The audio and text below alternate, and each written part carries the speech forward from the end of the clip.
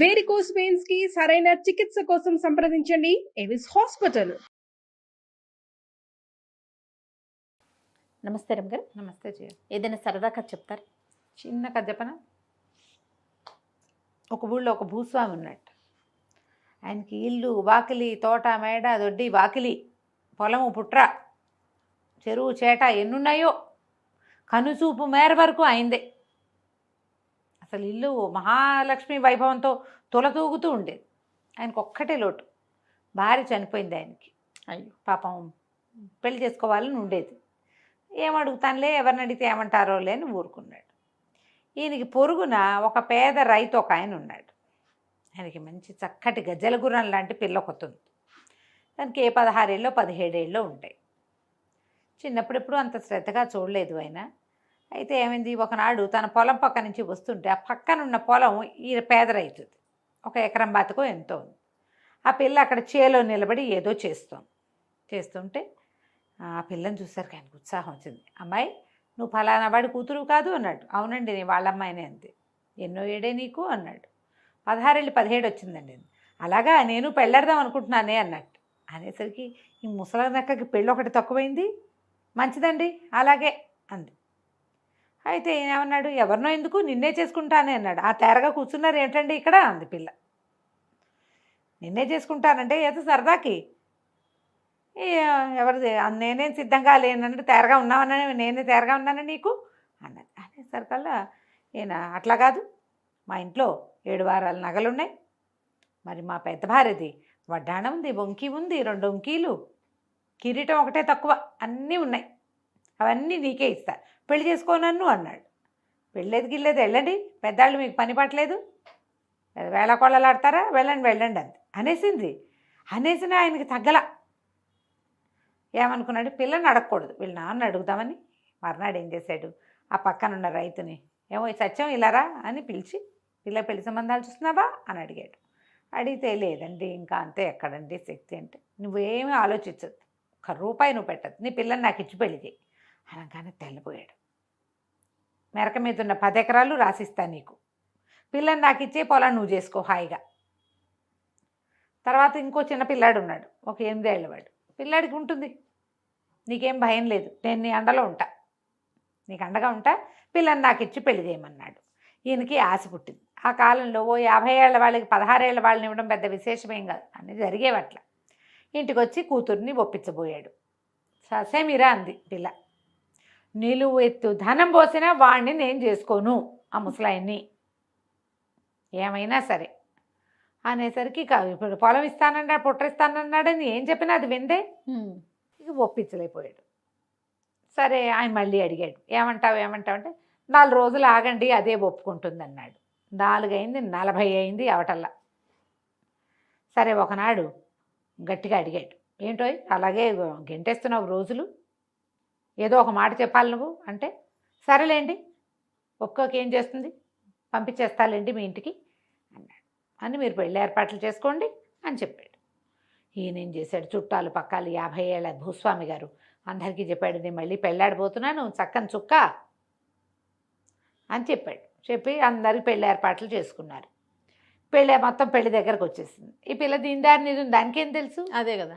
అయితే ఏమైంది, పెళ్లి రోజు పొద్దునే ఆయన తన ఉన్న పాలేళ్లలో ఒక మంచి మెరిక లాంటి వాడిని ఒకటి పిలిచి, ఒరేయ్ మన పక్కన రైతు ఉన్నాడు కదా, బక్క రైతు, వాడి ఇంటికి వెళ్ళు, వాళ్ళు దొరగారు మీరేదో పంపిస్తామన్నారు కదా దొరగారింటికి, పంపించమని అడుగు, పంపిస్తాడు, వెంబడబెట్టి తీసుకురా అని చెప్పాడు. చెప్పంగానే కుర్రాడు చకచక వెళ్ళాడు. వెళ్ళి రైతు గారి ఇంటికి, ఏమండి సత్యం గారు, మా దొరగారు పెళ్ళండి, మీరు ఏదో పంపిస్తానన్నారట అనేసరికి ఈయన, సరే ఏం చేద్దామని వాళ్ళ ఇంటికి అవతలగా ఒక బీడు ఉంది. ఆ బీట్లో పిల్ల ఏదో పని చేసుకుంటుంది. ఏం చేస్తుంది, ఒడ్లో ఎరటమో ఏదో చేసుకుంటుంది. ఆ బీట్లో ఉంది, వెంబడబెట్టు తీసుకెళ్ళమని చెప్పాడు. కుర్రాడు ఏం చేశాడు, బీట్లోకి వెళ్ళాడు. ఈ పిల్ల వంగి ఏదో ఒక పీకుతోంది, ఆకులు కొమ్మలు అవి చెట్లు పీకుతుంటే, ఏమండి మీ నాన్నగారు దొరగారింట్లో పెళ్ళికి ఏదో పంపుతానన్నట్ట, ఇచ్చేస్తే నేను తీసుకెళ్ళిపోతానండి తొందరగా, దొరగారు ఊరుకోరండి అన్నాడు. అనగానే పిల్లంది, ఓహో ఇదా ఎత్తు అని, మీది నల్లగుర్ర పిల్ల ఒకటి ఉంది కదా, దాన్ని ఇక్కడ కట్టేసాం, అది అయి ఉంటుంది, వెంటబెట్టు తీసుకుపో. వీడు అటు ఇటు చూస్తే ఆ బీట్లో ఓ పక్కన ఓ చిన్న కట్టుకోయకి కట్టేసి ఒక గుర్రపిల్ల కనపడింది. పెళ్ళికి గుర్రపిల్లతో ఏం చేసుకుంటాడు ఈయన అని వీడు ఆశ్చర్యపోయి ఆ గుర్రపిల్లనే ఎక్కి స్పారీ చేసుకుంటూ రయ్యమని వెళ్ళిపోయాడు దొరగారింటికి. భూస్వామి గారి వాకిట్లో దాన్ని కట్టేసి లోపలికి వెళ్ళి, అయ్యగారు తీసుకొచ్చానండి అన్నాడు. ఎదిరా అన్నాడు అయ్యగారు. వాకిట్లో నిలబెట్టానండి అన్నాడు. అయ్యోయ్యో వాకిట్లో నిలబెట్టమేంట్రా, మేడ మీద తీసుకెళ్ళు అనగానే, మేడ మీద అండి, నా వల్ల అవుతుందండి అన్నాడు.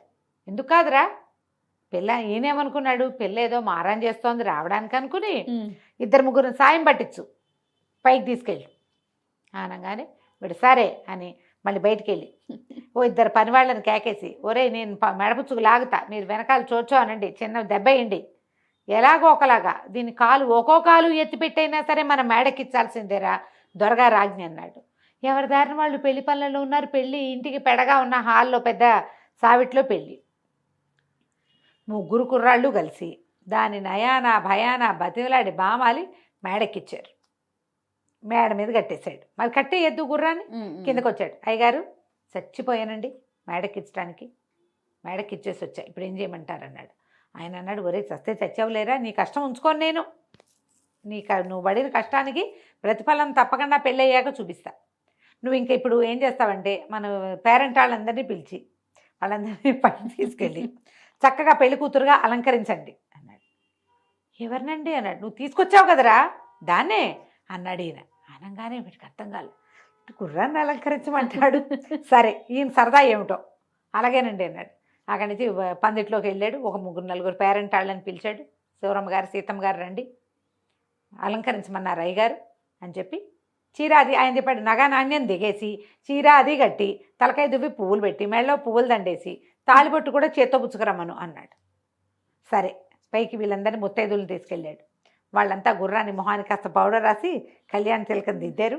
ఓ చీర దాని మీద కప్పారు, ఓ దండని దాని చెవుల మీద నుంచి ఇలా ఉంటాయి చెవులు, ఇటు నుంచి ఇటు ఓ దండేశారు. నెక్స్ట్ ఏమిటంటే తాళిబొట్టు మెళ్ళో దండ, ఓ దండ ఒక పళ్ళెల్లో పెట్టుకున్నారు, తాళిబొట్టు కూడా ఉంది మేడ మీద అల్మర్లో. బంగారపు వస్తువులు అలంకరించారుగా, నెక్లెస్లు పెట్టగలిగినని పెట్టారు. దానికి ఎన్ని పెట్టగలరు, కొన్ని పెట్టగలరు, అది ఇంత దాని మెడ ఇంత పొడుగుంటుంది. పట్టిన అలంకారాలు దానికి అలంకరించారు. 2 చీరలు కప్పారు. కిందకు వచ్చాడు, అలంకరించామండి అన్నాడు. ఇంకేమిటి ఆలస్యం, తీసుకురా అన్నాడు ఆయన. తీసుకురా అనగానే మేడ మీద నుంచి మెట్ల నుంచి టకా టకా టకా చప్పుడైంది. వెళ్ళేటప్పుడు కష్టమైంది, వచ్చేటప్పుడు కష్టం కాదు, ఈజీ కదా దిగడం ఈజీ. టకటకలాడుతూ దిగింది పెళ్లి కూతురు. పందిట్లోకి తీసుకొచ్చారు. పందిట్లోకే ఆయన నిర్ఘాతపోయాడు. వచ్చిన వాళ్ళతో గెల్లుమని నవ్వారు. మామూలు గొల్లు మనలేదు వాళ్ళు. చక్కగా అలంకారం చేసి బొట్టు పెట్టబడి ఉన్న చక్కని నల్లగుర్ర పిల్లని చూశాడు ఆయన. ఇదేమిట్రా అన్నాడు. మీరు తెమ్మన్నారు కదండి అని. ఆయన ఏం మాట్లాడలేకపోయాడు. అందరూ నవ్వారు. గుర్రపిల్లని పెళ్లి చేసుకుంటున్నావా అన్నారు కొంతమంది. ఇప్పుడు ఏం చెప్పాలో తెలియలా. ఈ గుర్రపిల్ల వాళ్ళది కాదు, ఈయందే. పైగా ఈయన ఏం చేశాడు, నేను ఇంతకాలానికి పెళ్లి చేసుకుంటున్నానని ప్రచారం చేశాడు. గుర్రాన్నే పెళ్లి చేసుకుంటున్నాడేమోనని కొంతమంది అంటున్నారు. ఇదో శాస్త్రం ప్రకారం అయ్యి ఉంటుంది అని కొంతమంది. దగ్గర వాళ్ళు వీడికి ఇదేం పోయే కాలం, గుర్రాలను అలంకరించి తెచ్చుకున్నాడు, చదవేస్తే ఉన్నమతి పోయింది, డబ్బులు ఎక్కువ వేసరికలు ఇలాంటి వేషాలు వస్తాయని ఇంకొంతమంది నవ్వుకున్నారు. ఏం చెయ్యాలో తెలియలే. ఆ గుర్రం జనాలందరినీ చూసరికి కంగారు పడి కథం తొక్కటం మొదలుపెట్టింది. ఒరే దీన్ని బయట కట్టేరా నాయన అని దాన్ని బయటికి పంపించి వచ్చిన వాళ్ళందరికీ భోజనాలు పెట్టి పెళ్లి మాట ఎత్తకుండా నోరు మూసుకుని ఊరుకున్నాడు. ఇంకా ఆ పిల్ల ఆయన కనపడ్డప్పుడల్లా మొహం తిప్పుకునేది. ఏం చేస్తారు, 10 ఎకరాలు లేదు, 25 ఎకరాలు లేదు, ఏం చేసినా పెళ్ళిళ్ళు అవ్వవు. కథకంచికి మనం ఇంటికి రాసి ఉండాలి అంతే.